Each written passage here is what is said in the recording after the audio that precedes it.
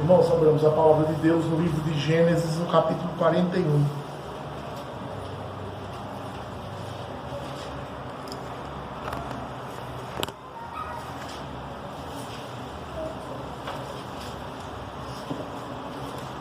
E vamos ler apenas um versículo, o versículo 38.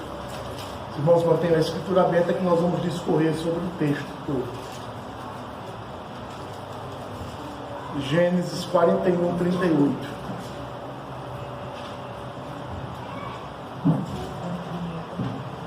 Diz assim a palavra de Deus: Disse Faraó aos seus oficiais: Acharíamos porventura homem como este, em quem há o Espírito de Deus? Amém. Vamos orar, irmãos. Nosso Deus bendito, depois que cantarmos louvores ao teu santo nome, cantando os salmos da tua palavra, depois de ouvirmos a tua voz pela leitura da Escritura,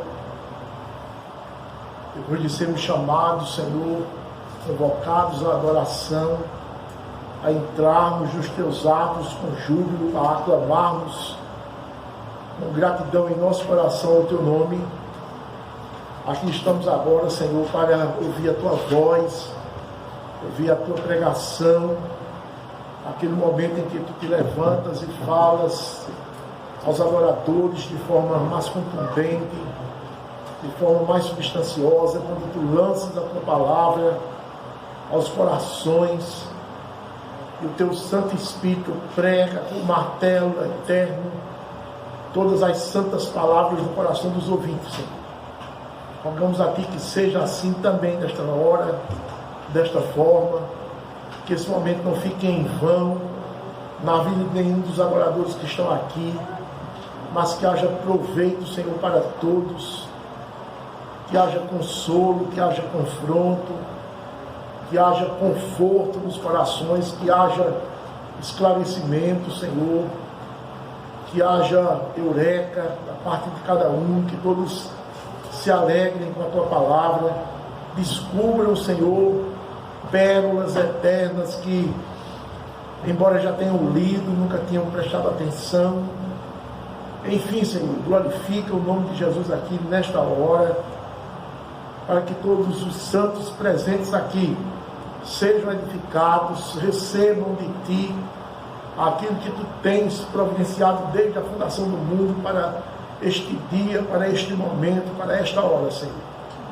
Pedimos, Senhor, rogamos a Ti que Tu contemples nossas fraquezas, o quanto precisamos de Ti, o quanto precisamos da Tua palavra, o quanto nós somos inclinados para o mal, o quanto precisamos ser consertados, Senhor, principalmente com relação aos valores que devemos dar à Tua Santa Igreja, essa arca, Senhor, poderosa que nos leva do tempo à eternidade, Senhor, através da qual Tu nos alimentas, Tu nos fortaleces, Tu nos edificas, Senhor, transformando-nos, conformando-nos à imagem de Cristo Jesus. Amém. Por isso clamamos, Senhor, que Tu uses, ó Deus, o pregador frágil, Senhor, de barro, mas que vai falar a Tua santa e preciosa palavra, Senhor. Considera a Tua palavra, o valor eterno dela, e concede à Tua igreja nesta hora a porção santa, Senhor, daquilo que Tu falaste. Nós oramos a Ti, Senhor, agradecidos, no nome de Jesus. Amém. Amém. Irmãos, nós queremos falar nesta hora sobre a igreja e o pastor. A congregação, ela está marchando para se tornar igreja. Hoje ela está na menor idade, mas logo logo ela será adulta, e ela vai precisar proceder como adulta na relação com o pastor e do pastor com a igreja. Então, nós temos um exemplo bem claro no Antigo Testamento, que é a vida de José, filho de Jacó, o penúltimo filho de Jacó. Como ele foi usado por Deus para abençoar toda uma nação. Uma nação que vivia em paz e tranquila, mas que ia enfrentar uma grande tempestade. E Deus de antemão já levantou um ungido seu para abençoar aquela nação materialmente. E esse homem foi levantado de forma inusitada, de forma contraditória, chegou ao Egito, vendido pelos seus irmãos, foi levado para uma feira de escravos, e lá foi resgatado por um senhor chamado Potifar, um homem que pela providência de Deus era um oficial de Faraó. E esse homem compra José na feira de escravos ali no Egito, e o leva para a sua casa e começa a lhe dar tarefas, e a Escritura diz que a mão do Senhor era sobre José, e tudo quanto ele fazia, Deus fazia prosperar, qualquer que fosse a tarefa, até limpar o banheiro da casa de Faraó, limpar a fossa da casa de Faraó, fazer tarefas de capinagem, tudo quanto ele fazia, Deus fazia prosperar. E o Senhor dele olhava, e começava a lhe dar tarefas, e começava a lhe dar outros atributos, e ele continuava trabalhando, fazendo o seu melhor, trabalhando de boa fé. Um homem que era livre, era o filho de um homem importante que era Jacó, vendido como escravo. Agora ele não fez questão da vida luxuosa que tinha, das vestes talares que trajava, não fez questão de nada disso. Eu quero agora aproveitar esse momento e trabalhar para a glória de Deus.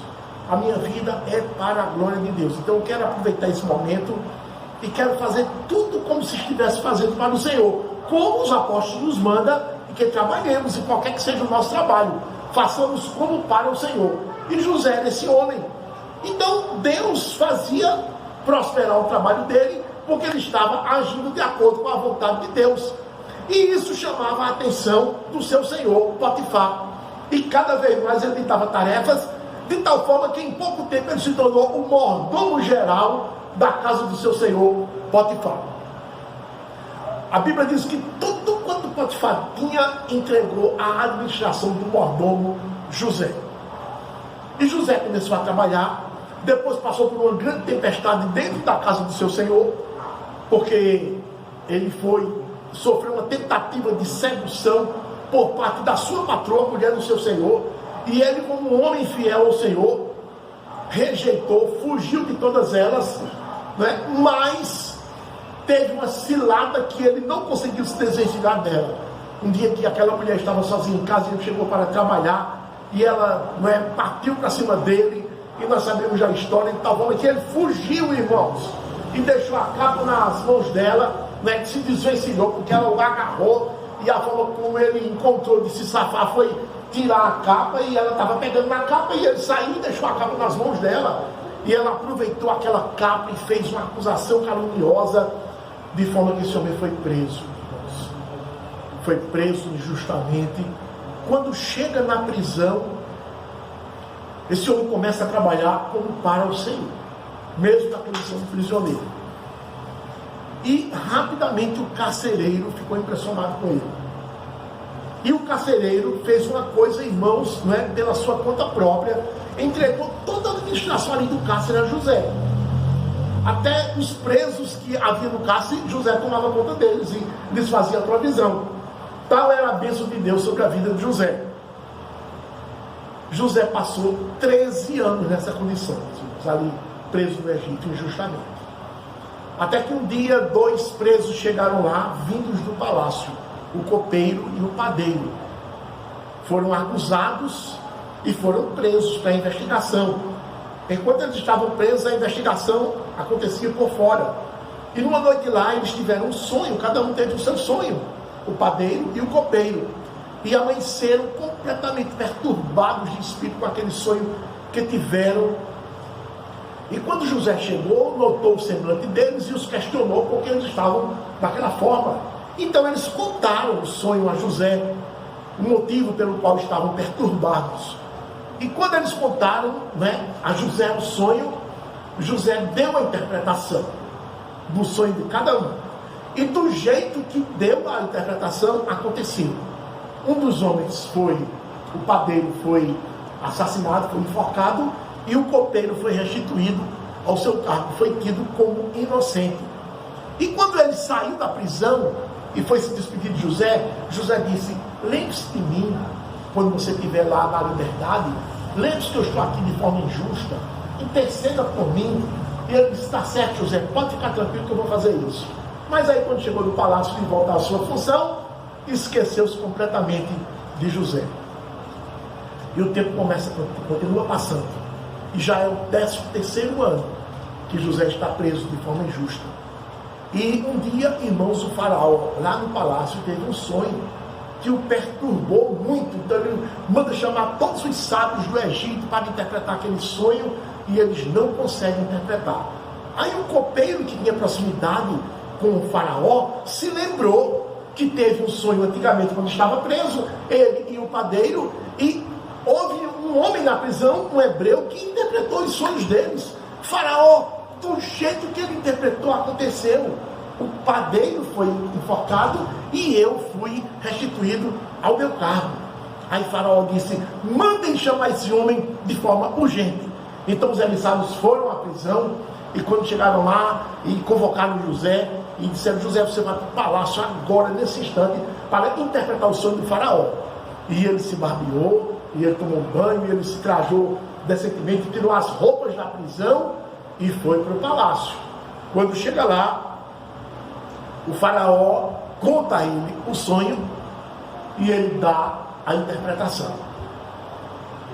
Mas, irmãos, ele tem uma interpretação de uma forma tão vigorosa, tão vívida, tão cheia de autoridade, que um homem da competência e da capacidade de Faraó, um homem que era o soberano da terra à época, porque o Egito era um reino soberano, dominava sobre muitas outras nações.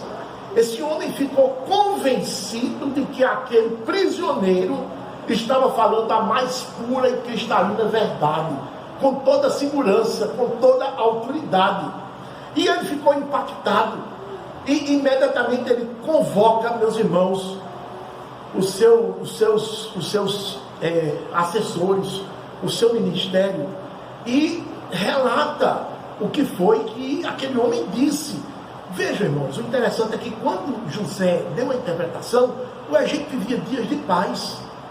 Mas ele disse: vai haver 7 anos de vacas gordas e 7 anos de vacas magras, 7 anos de abundância e 7 anos de escassez. Como é, irmãos, que um homem da competência e da capacidade de Faraó e todos os seus ministros vão acreditar numa palavra dita por um ex-presidiário, um homem que foi chamado do cárcere para a função? Naquele mesmo dia, todos aprovaram José como primeiro-ministro do Egito, sem que nada tivesse acontecido daquilo que ele predisse que ia acontecer. Então, a mão de Deus, irmãos, foi de uma forma potente, soberana, convincente, que nenhuma dúvida ficou para aquele soberano egípcio e para nenhum dos seus ministros. Não houve uma palavra destoante sequer contra o parecer do faraó com relação a nomear José como primeiro-ministro do Egito. E José fez muito bem ao Egito. E o Egito fez muito bem a José. José foi um marco na história do Egito. E o Egito enxergou a grandeza daquele homem, e o Egito fez por onde honrar aquele homem. Então, baseados nessa história, nós podemos traçar um paralelo. José é um pastor, os egípcios, a igreja. O pastor faz bem à igreja, da mesma forma que José fez bem ao Egito. E da mesma forma que o Egito respondeu com honra a José, a igreja deve responder com honras ao pastor. Deve reconhecer que aquele homem é um homem enviado por Deus para fazer o bem à igreja. Então, com esse título, A Igreja e o Pastor, eu vou trazer 2 lições nesta oportunidade. E a primeira é o bem que o pastor faz à igreja. E eu quero sempre usar o paralelo dessa história de José com relação ao Egito. Eu vou tratar de cinco detalhes nessa primeira lição. O bem que o pastor fiel faz à igreja. O primeiro detalhe, ele tem uma relação profunda com a Escritura. Em primeiro lugar, ele tem que ter uma relação profunda com a Escritura. Nos versículos 15 e 16 do capítulo 41, nós lemos assim: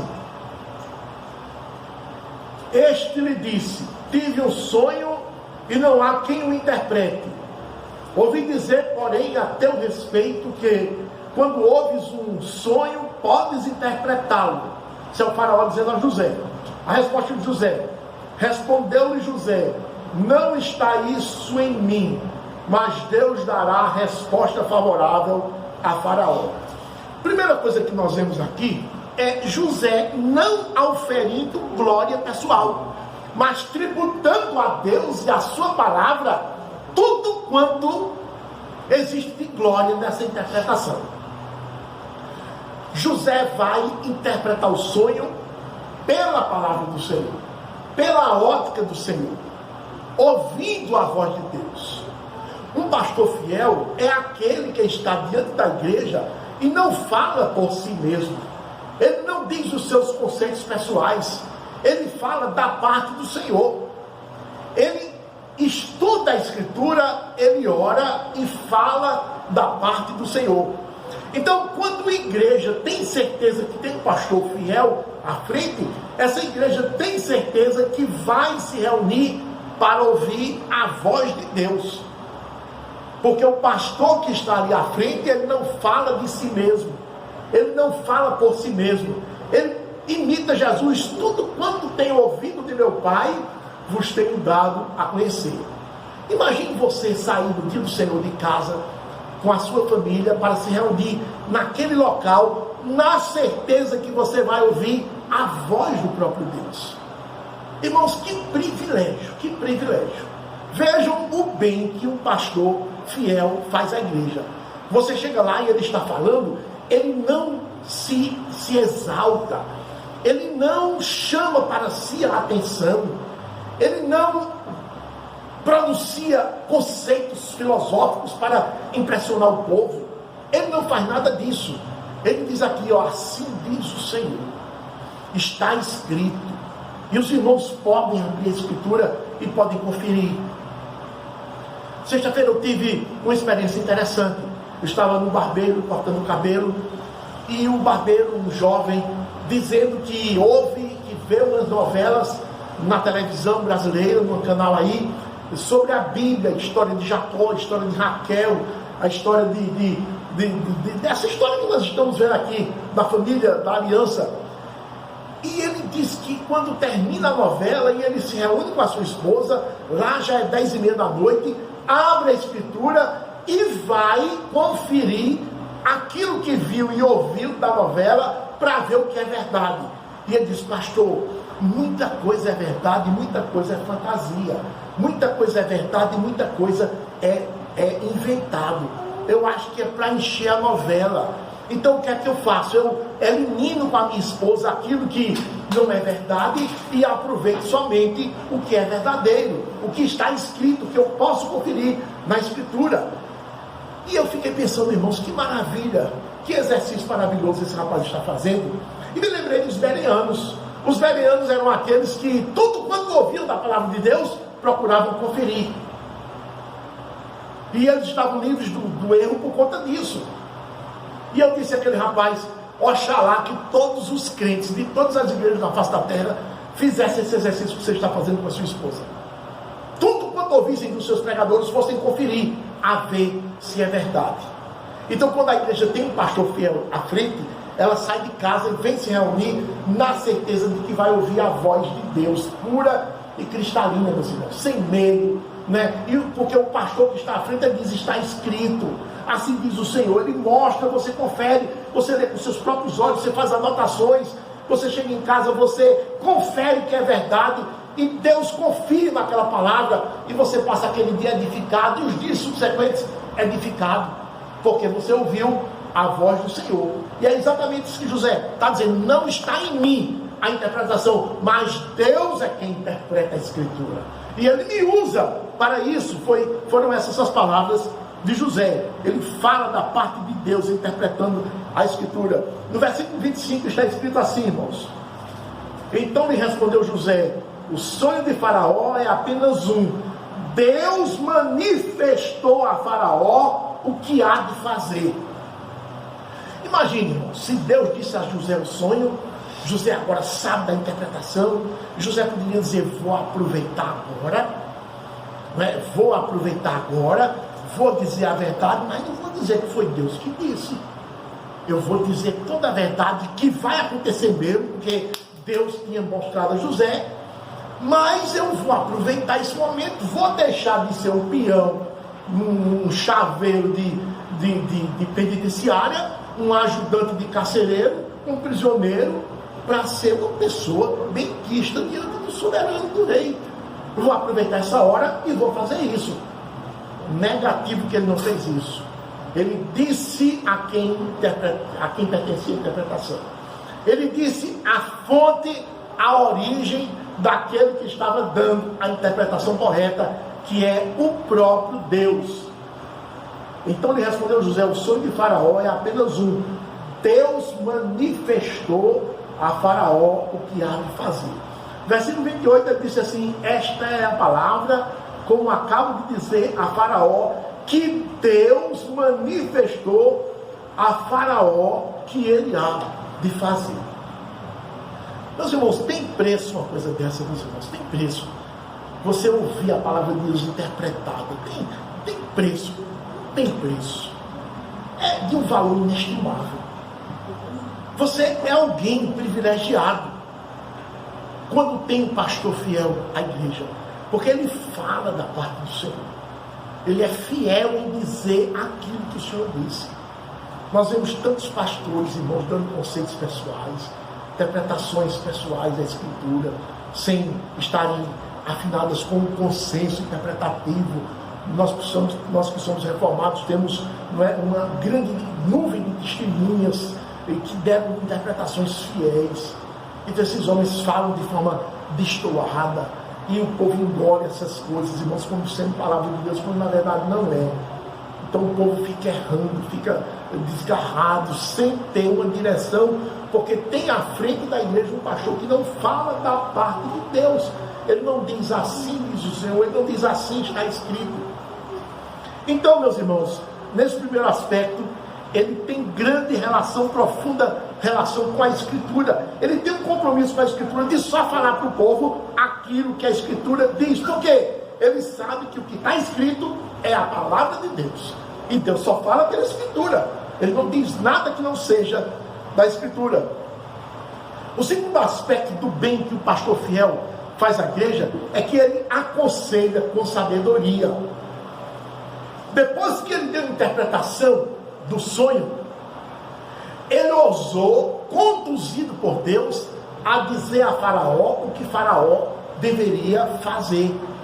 Imagine que você vai ao médico, e o médico, depois que lhe examina, faz a anamnese, essa palavra, anamnese, e pega os exames, os resultados, e pega outros exames, e junta tudo, examina, chega à conclusão, aí vai falar: meu amigo, meu paciente, meu cliente, a sua situação é essa, essa, essa. Então ele dá um diagnóstico preciso, 100% preciso da sua situação.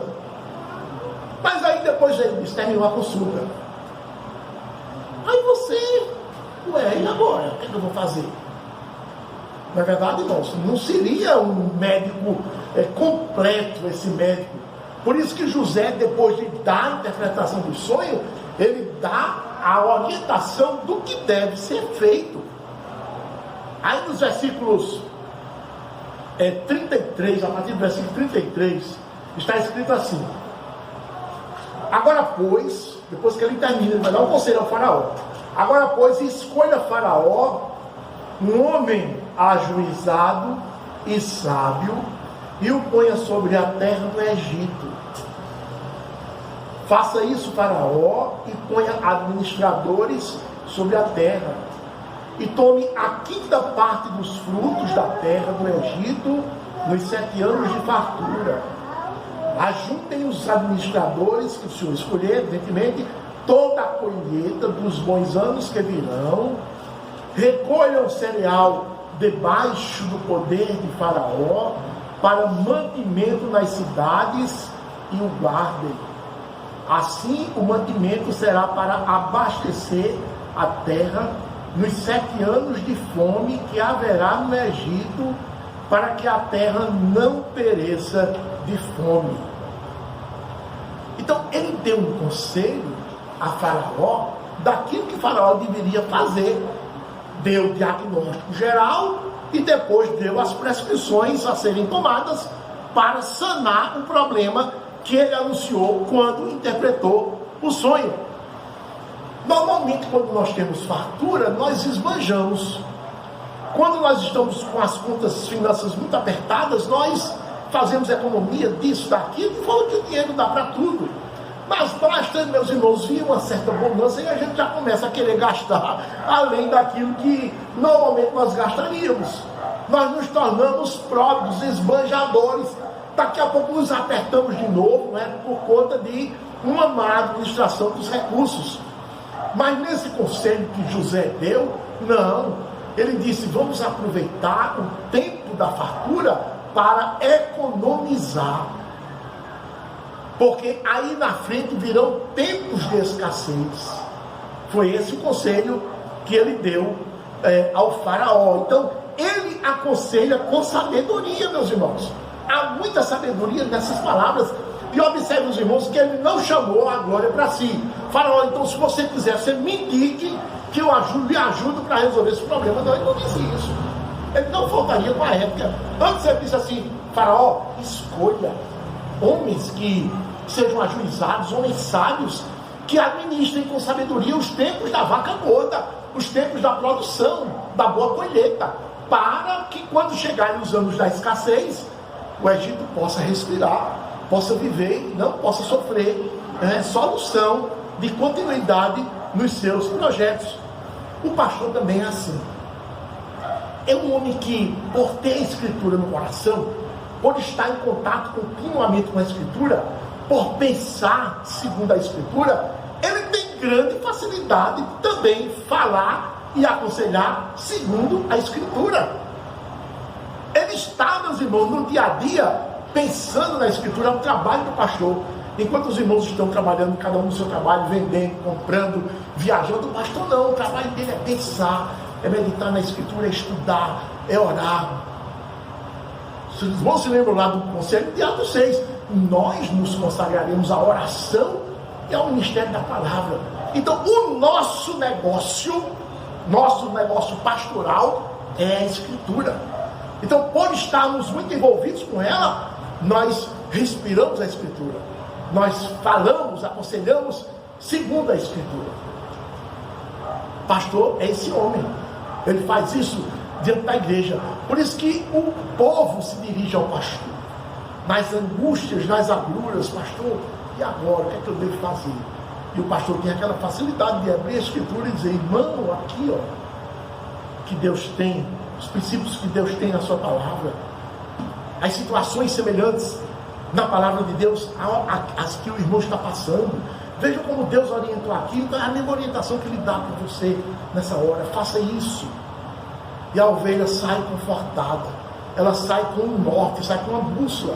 Eu cheguei aqui na maior dúvida, na maior fossa, na maior depressão, mas estou saindo aqui alegre, porque o pastor me orientou naquilo que eu devo fazer.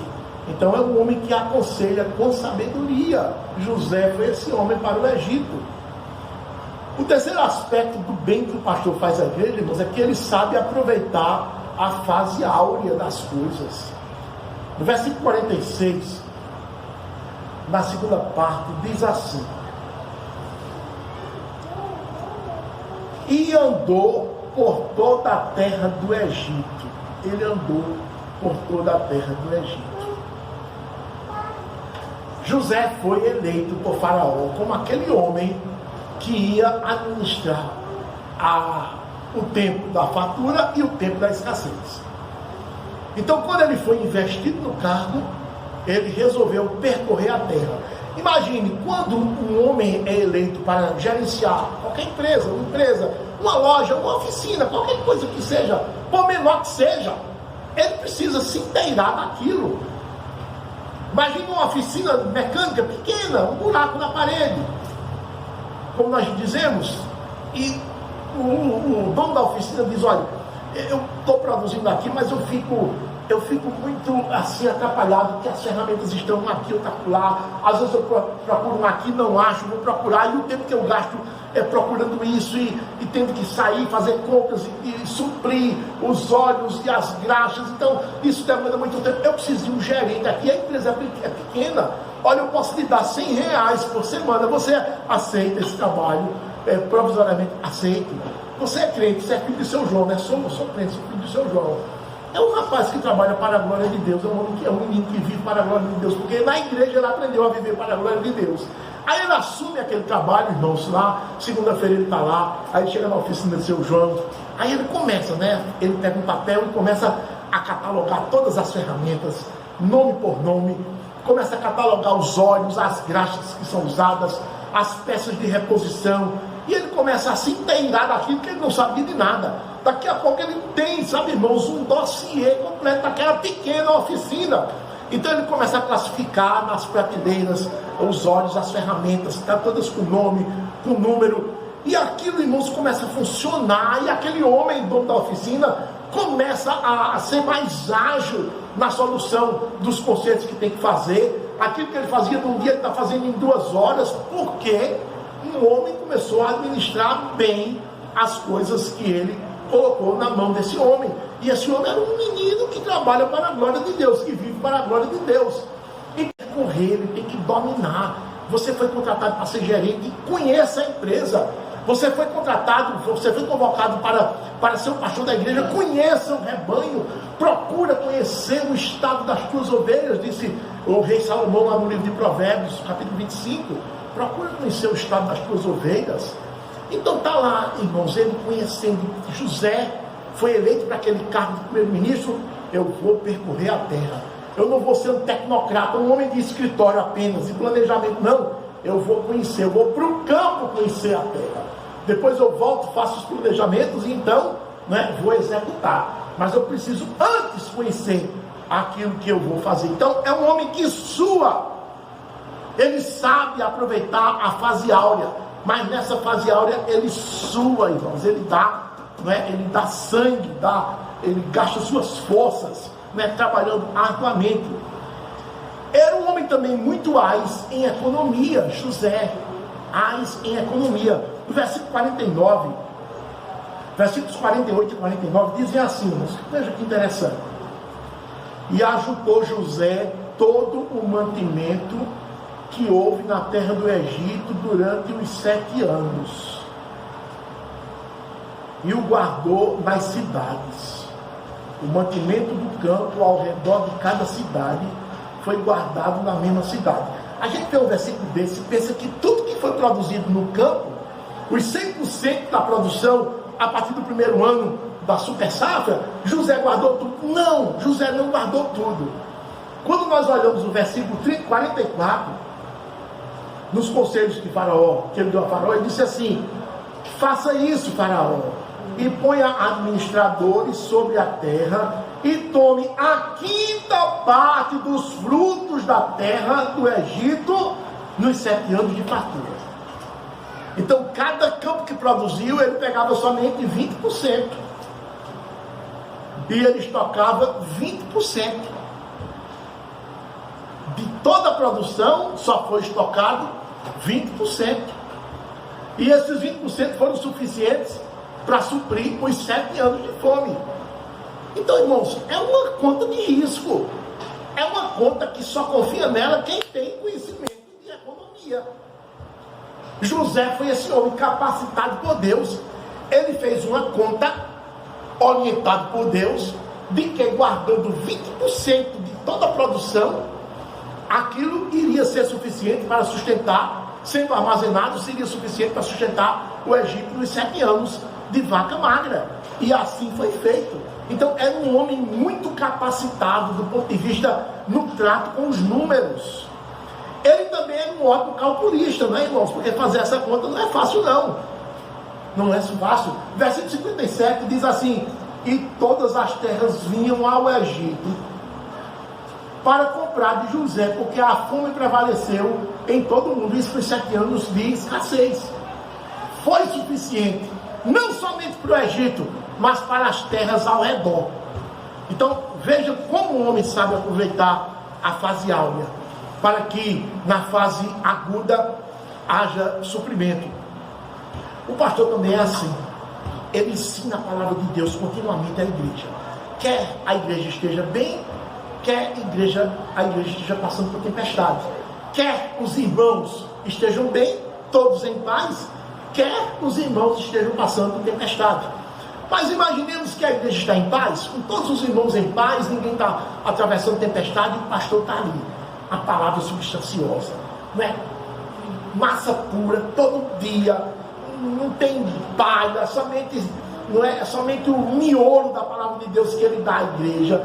E a igreja vai armazenando, e a igreja vai, estocando aquela gordura para no tempo do inverno, na hora de hibernar, a igreja possa usar aquela gordura. Quantas que um dia um membro da igreja chegou para o pastor e disse: pastor, eu sou casado há 50 anos. E eu não me... Há 30 anos, ele tem 50 anos, eu sou casado há 30 anos, e eu não me lembro do que eu comi nos primeiros anos de casamento. Eu sei que minha mulher fazia comida e eu comia, mas não me lembro o que ela fazia. Não me lembro nos 20 anos, não me lembro nem nos 30 anos. Se o senhor me perguntar qual foi a minha refeição do mês passado, eu não me lembro. Eu me lembro da de ontem, da de hoje eu me lembro. Mas de ontem, para trás eu não me lembro mais. Mas eu tenho certeza de uma coisa: embora eu não me lembre, tudo aquilo que ela preparou e que eu comi foi suficiente para me sustentar, para manter a minha vida. Assim também, pastor, é o seu ministério. O senhor está aqui na igreja há 20 anos, aquele mesmo dizendo ao pastor: eu não me lembro, pastor, do que foi que o senhor pregou no primeiro ano, no segundo, no terceiro, no quarto, no quinto. Não me lembro. Não me lembro do que o senhor pregou no 10º ano, no 11º, no 12º. Não me lembro. Eu me lembro de alguns sermões que foram bem marcantes, mas dos demais, embora tenham sido os bons sermões, bíblicos sermões, eu não me lembro. Mas de uma coisa eu tenho certeza: mesmo eu não me lembrando, eles serviram para me sustentar espiritualmente. Porque eu nunca me desviei, nunca perdi o meu fulgor espiritual, nunca deixei de ser um homem de oração, nunca deixei de amar, nunca deixei de apreciar o culto, de vir aqui, de ajudar a minha igreja. Por quê? Porque eu fui sustentado pela palavra toda que o Senhor pregou. Eu me lembro que nos tempos de angústia eu tirava de letra com toda facilidade. Por quê? Porque eu tinha gordura estocada, gordura espiritual estocada. O pastor faz isso, irmãos. Os irmãos estão recebendo a palavra. Os irmãos estão reunidos aqui desde maio. Como congregação já vai completar um ano. Todo domingo os irmãos recebem a palavra. Durante a semana recebem a palavra. Nas conversas, nas orações, os irmãos são edificados. Os irmãos nem percebem, mas estamos estocando aí a substância espiritual, né? Que os irmãos vão gastando no dia a dia, sem nem perceberem. Nas angústias, nas dificuldades, os irmãos puxam aquilo de lá de baixo, lá de dentro do coração, e vão usando, e vão resolvendo as questões, e Deus vai conduzindo. É assim que acontece. Os irmãos juntam os 7 anos de fartura e gastam nos 7 anos de escassez. Podem ter certeza que é assim que acontece, irmãos. O quarto aspecto do bem que o pastor faz à igreja é que ele se desvencilha das mágoas do passado. O pastor não fica olhando para o passado, dos problemas que sofreu, das calúnias e difamações e acusações, né, e problemas com membros. Ele não fica ligado a isso de forma nenhuma, porque senão ele não pode prosseguir no ministério. Fica preso ao passado. O passado serve de lembrança, mas não pode servir de fator de amargura. Versículos 50 a 52, nós lemos assim: antes de chegar a fome, nasceram 2 filhos a José, os quais lhe deu Asenate, filha de Potífera, sacerdote de On. José ao primeiro chamou de Manassés. O que significa Manassés? Pois disse: Deus me fez esquecer de todos os meus trabalhos e de toda a casa de meu pai. O que ele está dizendo é o seguinte: tudo aquilo que eu passei, fui vendido pelos meus irmãos, fui jogado na cisterna, depois fui vendido aos ismaelitas que passavam, fui vendido na feira do Egito, fui comprado por Potifar, trabalhei tanto na casa de Potifar honestamente, mas fui caluniado, fui preso, passei 13 anos. Nada disso interfere na minha vida hoje. Deus me fez esquecer completamente. Quer dizer, não dos fatos, ele não esqueceu dos fatos, mas esqueceu das dores do fato, dos aguilhões que aqueles fatos poderiam estar representando para ele, na consciência dele, fazendo lembrança, sentindo raiva dos irmãos, sentindo e ressentindo, nada disso. Deus me fez esquecer da casa do meu pai, isto é, de todas as tribulações que os meus irmãos me fizeram, da saudade que eu tinha do meu pai, da vontade de voltar. Deus deu alívio dessas coisas. Então, Manassés significa isso. Foi o primeiro filho, o primeiro nome do filho dele. Também nasceu outro filho. Versículo 52. Ao segundo chamou-lhe Efraim, pois disse: Deus me fez próspero na terra da minha aflição. Ele está dizendo: com Manassés, Deus me fez deixar de sofrer o passado. E com Efraim, Deus me deu uma direção para frente. O pastor é sempre assim. Ele não fica preso ao que ele sofreu.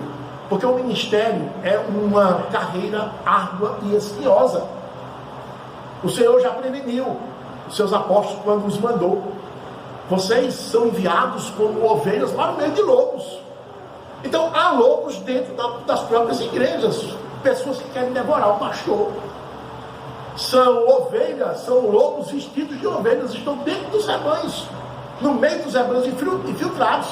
Então o foco deles é o pastor, porque devorando o pastor, eles devoram facilmente as ovelhas, dominam as ovelhas facilmente. Por isso, meus irmãos, que o ministério é uma carreira de espinhos. Então, se você se fura, você não pode ficar lamentando aquele furo que tomou. Você tem que tratar daquele furo e prosseguir para levar outros furos, outras pancadas, outros acidentes. E assim vai caminhando. Esse é o ministério. Ele se lembra que não haja nenhuma raiz de amargura que brotando vos perturbe. Posso ficar amargurado ao passado, aos prejuízos que eu sofri? Não, posso. Sou um homem de Deus. Eu preciso ser útil agora e doravante. No capítulo 45 de Gênesis, versículos 4 e 5, veja como ele procedeu com os irmãos dele quando se deu a conhecer. Capítulo 45, versículos 4 e 5. Agora, pois, ele diz aos irmãos: não vos entristeçais, nem vos irriteis contra vós mesmos, por me haverdes vendido para aqui, porque para a conservação da vida Deus me enviou adiante de vós. Porque já houve 2 anos de fome na terra, e ainda restam 5 anos em que não haverá lavoura nem colheita. Então ele diz isso para os irmãos: olha, numa boa, irmãos, não fiquem com raiva de vocês mesmo, não, nem fiquem se culpando. É porque isso foi plano de Deus. Quer dizer, ele sabe que Deus vai acertar as contas com os irmãos, mas ele mesmo não acerta contas com ninguém, não. Quem vai acertar as contas dos males que eles fizeram, quem vai acertar é Deus. Eu não vou acertar. Quem se vinga não sou eu, é o Senhor. Então o pastor é sempre esse homem, irmãos. Ele se desvencilha das mágoas do passado, porque ele tem um ministério vivo nas mãos do Senhor. E ele sabe que o Senhor não trabalha quando o pastor é amargurado, não trabalha com ele. O Senhor deixa o pastor de stand-by. Pode você resolver suas amarguras, volta para estar à frente da igreja. Como é que fica a igreja nessa época, né, irmãos? Então o pastor não pode se perder por conta dessas questões. E o último aspecto do bem que o pastor faz à igreja é que ele sabe administrar a fase de crise. Versículos 53 a 57, nós lemos assim: passados os 7 anos de abundância que houve na terra do Egito, começaram a vir os anos de fome, os anos de crise, como José havia predito, e havia fome em toda a terra, mas em toda a terra do Egito havia pão. Sentindo falta toda a terra do Egito a fome, clamou o povo a Faraó por pão, que era o chefe era o Faraó, e o povo se dirige a Faraó. Aí Faraó dizia a todos os egípcios: ide a José, o que ele vos disser, fazei. Que confiança, né, irmãos? O que ele vos disser, fazei. Havendo, pois, fome sobre toda a terra, abriu José todos os celeiros e vendia aos egípcios, porque a fome prevaleceu na terra do Egito. Deus, o Faraó é uma figura de Deus. José é uma figura do pastor. Deus fala à igreja pela palavra do pastor. O pastor é um homem eleito por Deus para estar à frente da igreja. A nossa confissão de fé diz que a igreja é dividida em 2 partes. De um lado estão os membros, na outra parte os oficiais, os pastores e os diáconos. Então o pastor é aquele homem principal da igreja. É o que está lá embaixo, na base da pirâmide, né? E toda a igreja está nos seus ombros, nas suas costas. Ele não é como os governantes do mundo, que o principal está na luzinha em cima da torre, luzinha vermelha em cima da torre. Não é. Na igreja é o contrário, o pastor está embaixo, é o principal homem. E Deus conduz esse homem para conduzir a igreja dele. Pedro chamava Jesus de o sumo pastor e nós pastores. Nós somos pastores, mas tem um sumo pastor. O sumo pastor está no céu. E os pastores que somos nós estamos na terra. Então a ligação de Deus com a igreja é mediante o pastor. Vejam que responsabilidade, meu Senhor. Vejam que responsabilidade. Então, assim, muitas vezes nós recorremos a Deus desprezando o pastor. E o Senhor diz: não, procure o pastor da igreja, isso é a atribuição dele. Vá ao pastor. Vá ao pastor. O pastor é capacitado por mim para resolver. É capacitado por mim para orientar. Que lição, né, irmãos?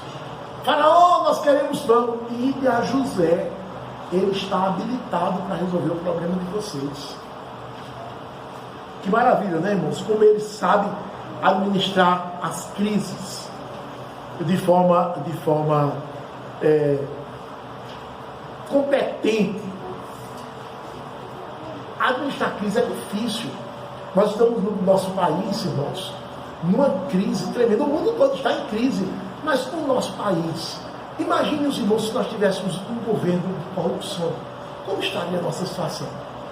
Vejam como Deus, na sua providência, levantou um homem que não gosta de corrupção, um homem que odeia a corrupção. Então tem dinheiro para tudo. Mesmo dentro da crise, nós estamos vivendo um tempo de suprimento. Ninguém tem falta de nada. Mesmo quem ficou desempregado ainda tem esse bolsa disso, bolsa daquilo, tem ajuda disso, ajuda daquilo. É Deus que levanta, que inclina o coração do rei. Então o pastor é aquele homem que é levantado para fazer o bem à igreja, irmãos. Ele tem uma relação profunda com a Escritura, ele aconselha com sabedoria, ele sabe aproveitar a fase áurea, ele se desvencilha de amarguras antigas e ele sabe também administrar a fase de crise. Não é pastor só de bonança, é pastor também de crise. Esse é um homem que faz bem à igreja. Por isso que os irmãos, tendo um pastor fiel à igreja, à frente da igreja, fiquem em paz, fiquem confiados, como ovelhas que podem ir para o pasto e comer o tempo todo com a cabeça baixa, sem estar se preocupando com os lobos que estão à espreita, porque tem um pastor à frente do rebanho que age segundo a instrução do sumo pastor. Essa é a primeira lição. Mas aí tem uma segunda lição, irmãos. A igreja e o pastor. Em segundo lugar, o bem que a igreja deve fazer ao pastor fiel. Se a igreja recebe do pastor bênção sem medida, se se o pastor funciona como um canal de bênçãos da parte de Deus para a igreja, Deus requer também que a igreja honre o seu pastor. Tribute honra ao pastor. Deixe que o mundo, que os ímpios, que os lobos caluniem o pastor. Já são muitos os que fazem males ao pastor. A igreja não pode se juntar aos que fazem males.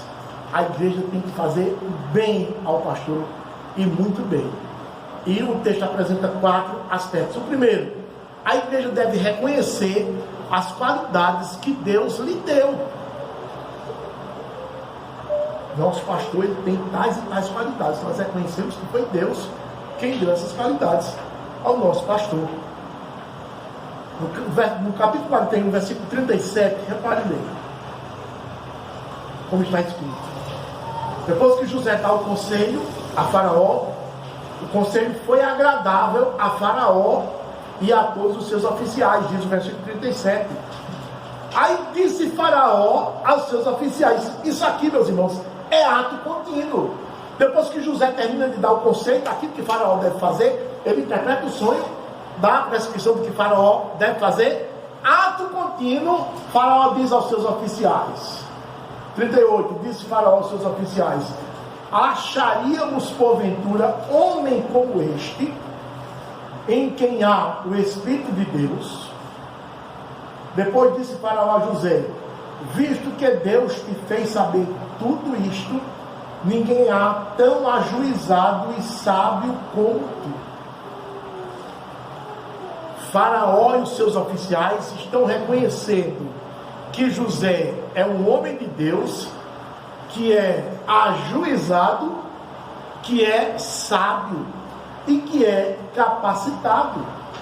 Versículo 40: administrarás a minha casa, e a tua palavra obedecerá todo o meu povo. Então é um homem capacitado. Então isso foi reconhecido como sendo características de José. Então a igreja deve olhar para o seu pastor. Esse homem me faz tanto bem. Por que ele me faz tanto bem? Esse homem só pode ser um homem de Deus. Esse homem só pode ser um homem sábio. Esse homem só pode ser um homem ajuizado. Esse homem é um homem cheio de dons e talentos. Ele tem capacidade. É preciso reconhecer. O povo do Egito reconheceu isso em José.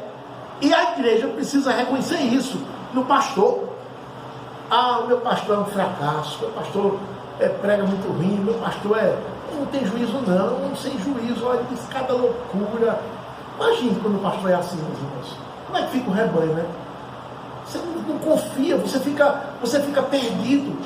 Eu vou para a igreja, mas o meu pastor é um homem sem juízo. Vou para a igreja, mas o meu pastor é um homem sem sabedoria nenhuma. Ele diz cada coisa que eu fico morto de vergonha das coisas que ele diz. Não tem sabedoria nenhuma. Ele fala para depois pensar, fala para depois raciocinar. Não é aquele homem que escuta o dobro do que fala. Não é aquele homem moderado que mede as palavras. É preciso que o pastor seja assim, seja cheio de juízo. Um homem que seja ponderado, um homem que não reaja na mesma moeda com que foi abordado. Ele pode levar gritos, as pessoas podem vociferar com ele, mas ele não pode reagir da mesma forma. É um homem cheio de prudência, cheio de juízo, né? O pastor tem que ser assim. Senão ele não vai transmitir condução, autoridade dentro da igreja. É um homem que tem que engolir muita situação adversa.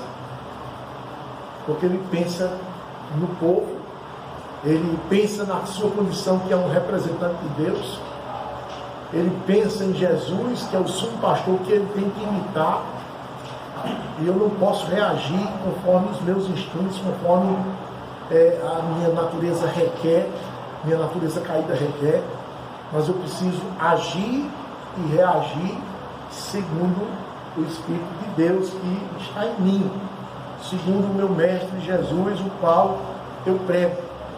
Então a igreja deve reconhecer as qualidades que Deus deu ao pastor, sim. O segundo aspecto, a igreja deve respeitar a sua autoridade. No versículo 40, na segunda parte, Faraó disse assim: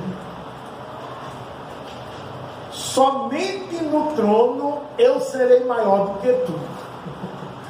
Veja quanta autoridade, né, Faraó deu a José. Somente no trono eu serei maior do que tu. No versículo 41 ele disse mais Faraó a José: vês que te faço autoridade sobre toda a terra do Egito. Meus irmãos, essa mesma palavra Deus diz a cada um dos pastores: vê que te faço autoridade sobre a minha igreja local. Tu és a autoridade sobre a minha igreja local. Então a igreja precisa enxergar isso, viu, irmãos? A Escritura diz que ninguém em si tem autoridade, não.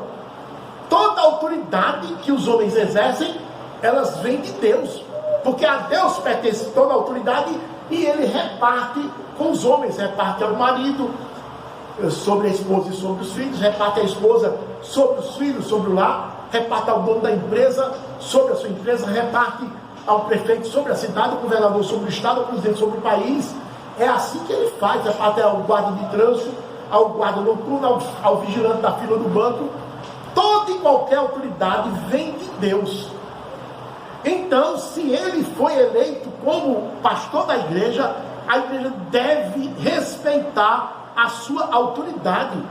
Versículos 43 e 44, nós lemos assim: e fê-lo subir ao seu segundo carro, e clamavam diante dele: inclinai-vos. Os arautos iam à frente do carro de cavalo, e José no carro, e os arautos diziam a todo o povo que estava nas ruas: inclinai-vos.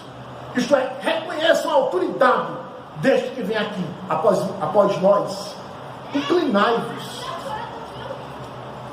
Desse modo o constituiu sobre toda a terra do Egito. Disse ainda Faraó a José: eu sou Faraó, sou soberano, contudo, sem a tua ordem, ninguém levantará mão ou pé em toda a terra do Egito. Então imagine que Faraó seja a figura de Deus, imagine que José seja a figura do pastor. Então Deus dá dessa autoridade ao pastor sobre a igreja. A igreja precisa reconhecer isso. O pastor é um homem que deve gozar da autoridade de toda a igreja, da honra e do reconhecimento de toda a igreja, por causa da autoridade que Deus lhe concedeu. Quando você se dirigir ao pastor, se dirija com respeito, se dirija honrando o pastor, a autoridade dele. Não se rebele contra a autoridade dele, como fizeram Miriam e Arão contra Moisés. E Miriam foi acometida de lepra. Que castigo! E Arão, como sacerdote, foi obrigado a atestar a lepra da irmã, porque era o sumo sacerdote que fazia isso. Ele atestou. Deus disse: você vai atestar a lepra da sua irmã, e quando você estiver atestando a lepra, você vai se lembrar que ela está leprosa por conta da sua rebeldia, Arão. Então, na mulher foi um castigo físico, no sacerdote foi um castigo psicológico tremendo, irmãos, muito mais pesado do que a lepra que acometeu Miriam. Toda autoridade provém de Deus. Devemos respeitar as autoridades. Então a igreja deve respeitar, sim, a autoridade do pastor. Terceiro aspecto, a igreja deve remunerá-lo com excelente salário. A igreja deve remunerar o pastor com excelente salário. O versículo 42 diz assim, do capítulo 41: então tirou o Faraó o seu anel de sinete da mão e o pôs na mão de José, fê-lo vestir roupas de linho fino e lhe pôs ao pescoço um colar de ouro. Irmãos, todas essas frases aqui significam o seguinte: que ontem José era um prisioneiro, estava com a roupa listrada lá na prisão e com o número aqui. Hoje, no dia seguinte, veja como Deus é poderoso, que poder tem Deus, né? Que reverter as coisas. No dia seguinte, José tira os trajes da prisão, veste roupas de linho fino, um anel no dedo e um colar, né, de pérolas preciosas ao pescoço. E é eleito o segundo no Império Egípcio. Os irmãos imaginem o salário que esse homem vai ter como primeiro-ministro do Egito, superior a qualquer ministro amigo de Faraó, superior a qualquer funcionário da corte, qualquer funcionário público do Egito. José passou a receber as honras de um primeiro-ministro e o salário decorrente dessa função e dessas honras.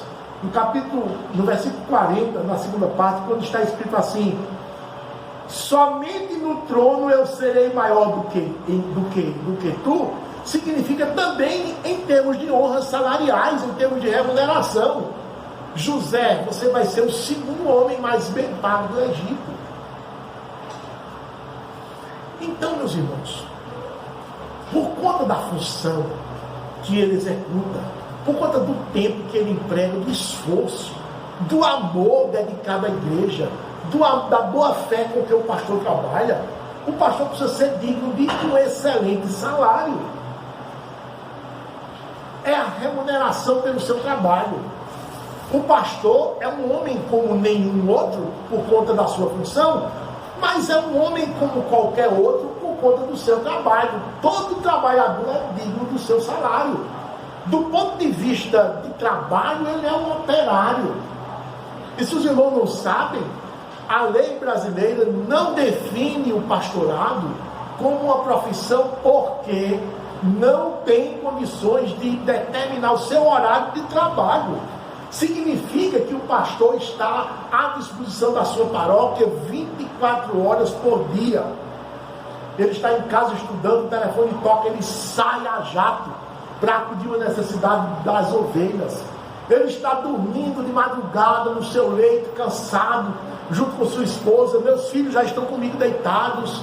O telefone toca, ele sai a jato para acudir às necessidades das suas ovelhas, do seu rebanho. O pastor é esse homem. Então ele não pode, a lei não pode definir o horário de trabalho dele, nem dele, nem do sacerdote católico, nem do sacerdote de qualquer seita religiosa aí, por conta dele estar disponível 24 horas por dia a serviço da sua paróquia. Então o pastor não tem férias. Quando ele está de férias, ele está pregando, ele está dirigindo culto, ele está resolvendo os casos de consciência. É um homem que está disponível o tempo todo, mesmo que ele não esteja na cidade, está de férias em outra cidade, está lá pregando, o telefone toca: pastor, o que é que eu faço nessa situação? E ele responde. Ele não vai dizer: irmão, eu estou de férias, se vire. Quando eu chegar eu respondo. O pastor jamais vai dizer isso. Um pastor, um homem de Deus, jamais dirá isso. Não, eu estou de férias, mas vou lhe ajudar agora, meu irmão, a responder a sua questão, a dar uma solução à sua questão. Então, o pastor é esse homem. A doutrina dos apóstolos diz: digno de dobrados honorários seja o pastor, aquele que ensina, que se afadiga, o que preside bem, ele seja digno de dobrado salário. Quer dizer, paguem bem esse homem, paguem bem esse homem. Se José, para desempenhar uma tarefa de suprimento material, foi digno de um super salário, imagine um homem como o pastor, que faz a provisão espiritual do rebanho para o tempo e para a eternidade. De quanto maior salário não é digno, dentro das possibilidades de cada igreja. Então paguem bem ao pastor. A igreja deve remunerá-lo, deve fazer bem à família do pastor. Esse é um aspecto importante, irmãos, muito importante, porque o pastor é aquele homem que foi chamado, mas às vezes ele tem parentes que não estão alinhados com ele, irmãos que são da igreja, mas são relaxados, são irmãos que até envergonham. Ele pode ter um filho rebelde, pode ter uma esposa maledicente, mas por causa dele, a igreja tem que ser capaz de contemporizar muitos defeitos da parentela dele, e tem que procurar ajudar. Eu vou dar um exemplo do que o Egito fez com José. No capítulo 45, versículo 16, Jacó se deu, José se deu a conhecer aos seus irmãos, e soube como estava o pai, a parentela toda lá na terra de Canaã, a escassez estava abundante lá na terra de Canaã, eles estavam indo para o Egito buscar comida para Jacó, que ainda estava vivo, seus filhos, seus rebanhos. Aí José disse: mande chamar papai. Papai, traga para morar aqui com toda a sua parentela. Aí no versículo 16 do capítulo 45 está escrito assim: fez-se ouvir na casa de Faraó esta notícia: são vindos os irmãos de José. E isto foi agradável a Faraó e a seus oficiais. Por que foi agradável? Faraó conhecia Jacó? Não. Conhecia os irmãos de José? Não. Sabia que os irmãos de José eram os trambiqueiros, os assassinos? Mataram todos os homens de Siquém por pura perversidade? Sabia que eles tinham vendido José? Não sabia. Não quero nem saber o que esses homens são, nem quero nem saber o que esses homens fizeram. São parentes de José? São parentes de José? Então nós nos alegramos que eles venham morar conosco, pelo fato de serem parentes de José. Não importa o caráter deles, mas pelo bem que esse homem faz a nós, nós vamos acolher os seus irmãos aqui na nossa terra. Só pelo bem que eles fazem a nós, que o José faz a nós. Deram logo a menor parte da terra do Egito. Versículo 18, irmãos, do capítulo 45, diz assim: tomai a vosso pai e a vossas famílias, e vinde para mim. Certo? Faraó dizendo: dar-vos-ei o melhor da terra do Egito, e comereis a fartura da terra. Versículo 20: não vos preocupeis com coisa alguma dos vossos haveres, porque o melhor de toda a terra do Egito será vosso. Eu conheço lá esse povo. Esse povo está lá em Canaã. José era escravo na casa de Potifar. O povo dele deve ser gentinha. Traz para o Egito, coloca em qualquer lugar. Já basta para eles ter pão na nossa terra. Já basta. Não foi assim que Deus procedeu. José traga a sua família. Quantas pessoas tiverem. Quando eles chegarem aqui, eles vão habitar no melhor da terra. No melhor da terra. Que maravilha, né, irmãos? Tudo isso com o coração cheio de gratidão para com José, pelo bem que José estava fazendo ao Egito. A igreja tem que ser assim. Olha, o pastor faz um bem tremendo. A mim, a minha família. Eu não vou ser rigoroso com esse homem, com os problemas da família dele, com os irmãos dele, pai, quem são, o que fizeram. Não vou ser rigoroso de forma nenhuma. Eles estando aqui, perto, podem, né, ser melhorados, podem ouvir a palavra, sempre ter esperança de que melhorem, de que se corrijam. Mas eu preciso honrar o bem que esse homem nos faz. São bens eternos, irmãos, temporais e eternos. O pastor é uma figura ímpar na vida da igreja, viu? É uma figura ímpar. Triste da igreja que não reconhecer isso. Uma igreja sem pastor, meus irmãos, cada dia para frente, cada dia para trás. Ela está fadada ao fracasso. Ela vive na misericórdia extrema de Deus. Muitas vezes Deus manda juízo para a sua igreja quando ela despreza o pastor. Juízos tremendos, irmãos. José, seu pai vem mesmo, vem. Papai está decidido a vir.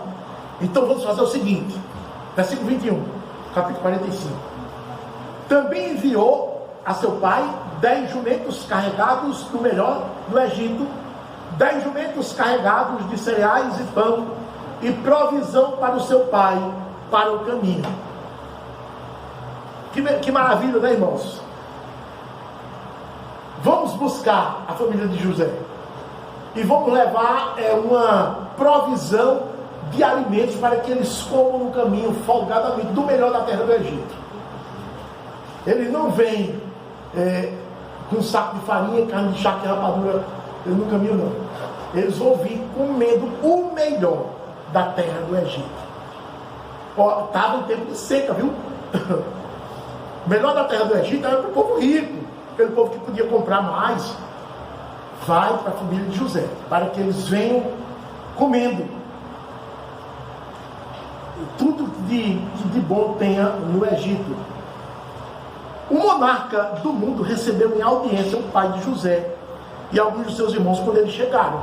Chegou a família de José, chegou, então eu quero conhecer o pai de José. Faraó, o homem que era o soberano do mundo, capítulo 47, verso 1. Então veio José e disse a Faraó: meu pai e meus irmãos com seus rebanhos e o seu gado, com tudo que tem, chegaram à terra de Canaã, da terra de Canaã, e eis que estão na terra de Gósen. E tomou 5 dos seus irmãos e os apresentou a Faraó. Faraó recebeu em audiência. Aí Faraó reafirma o seu compromisso de fazer bem à família de José. Versículos 5 e 6 do capítulo 47. Então disse Faraó a José: teu pai e teus irmãos vieram a ti, a terra do Egito está perante ti. No melhor da terra faz habitar teu pai e teus irmãos. Habitem na terra de Gósen. Se sabes haver entre eles homens capazes, põe-nos por chefes do gado que me pertence. Eu quero que esses homens trabalhem para mim, se eles forem competentes, porque devem ser da mesma estrutura de José. Se José fez isso pelo povo do Egito, os irmãos dele trabalhando, eles devem ser da mesma estrutura, então vão fazer bem a mim, cuidando do meu gado. E na morte de Jacó, irmãos, os mais altos oficiais foram ao enterro. Jacó morreu no Egito, mas tinha dito: José, eu quero ser sepultado lá em Canaã, junto de papai, junto de vovô, junto de vovó. E você faz isso, José? Faço. Quando ele morreu, José disse: Faraó, o senhor vai me dar uma licença que eu vou enterrar meu pai lá na terra dele de Canaã, porque ele me pediu isso. Aí o Faraó disse: está certo, José, você pode fazer isso, mas você não vai sozinho não. Eu vou mandar todos os meus oficiais. Irmãos, todos os gabinetes dos ministros ficaram fechados. Todos os oficiais, os titulares foram acompanhando esse féretro. E foi um tempo considerado, viu? No capítulo 50, versículos 7 e 9, dizem assim: José subiu para sepultar o seu pai, e subiram com ele todos os oficiais de Faraó. Todos os oficiais de Faraó, os principais da sua casa e todos os principais da terra do Egito. Versículo 9: e subiram também com ele tanto carros como cavaleiros, e o cortejo foi grandíssimo. Se o Egito tratou dessa forma a família de Faraó, a família de José, por causa de José, a igreja deve fazer bem à família do pastor por causa do pastor, por causa do bem que o pastor faz à igreja. Qualquer que seja o bem que a igreja venha fazer pela família do pastor, será infinitamente menor do que o bem que o pastor faz à igreja. Eu quero encerrar o sermão dizendo o seguinte: essa foi a relação de José com o Egito. Ele fez bem material ao Egito. Ele fez ao Egito o bem material, somente. Ele não pregou a palavra de Deus, não anunciou Deus de forma pública, falando. Não há registro de que Faraó se converteu, de que os oficiais se converteram. Não há registro disso. O registro é que José fez o bem ao Egito, o bem material ao Egito. Então, a conclusão óbvia, que todos os presentes aqui devem chegar, é essa: se um homem que fez somente bens materiais, foi tratado dessa forma, como é que deve ser tratado um homem que faz o bem espiritual à igreja do Senhor? Um bem espiritual que é temporal e que é eterno. Como você tem tratado o seu pastor? Tem tratado da sua melhor forma? Você individualmente? E como corpo, você está consciente que o corpo tem tratado o seu pastor da melhor forma possível? É assim que Deus requer. Não é o pastor aqui que está dizendo. Estou falando da parte de Deus. Estou mostrando na Escritura. Você depois pode conferir tudo de novo.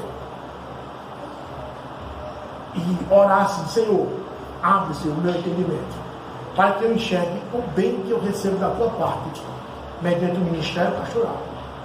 E para que eu traduza em atos a honra que eu e a igreja devemos dar ao pastor, por conta do bem que ele nos faz, em retribuição a todo o bem que ele nos faz da tua parte. Que você pense, medite e peça a orientação de Deus, para que essa igreja prospere o tempo todo, durante a sua existência, com ministros fiéis que se sucedam aqui, porque pastores passam, mas as igrejas ficam. Então, que a igreja comece com um pastor fiel e que a sucessão de pastores seja sempre nesse naipe que a Escritura apresenta. Se você tiver ouvidos para ouvir, ouça. Amém. Amém. Vamos baixar nossas cabeças e vamos orar com o Senhor.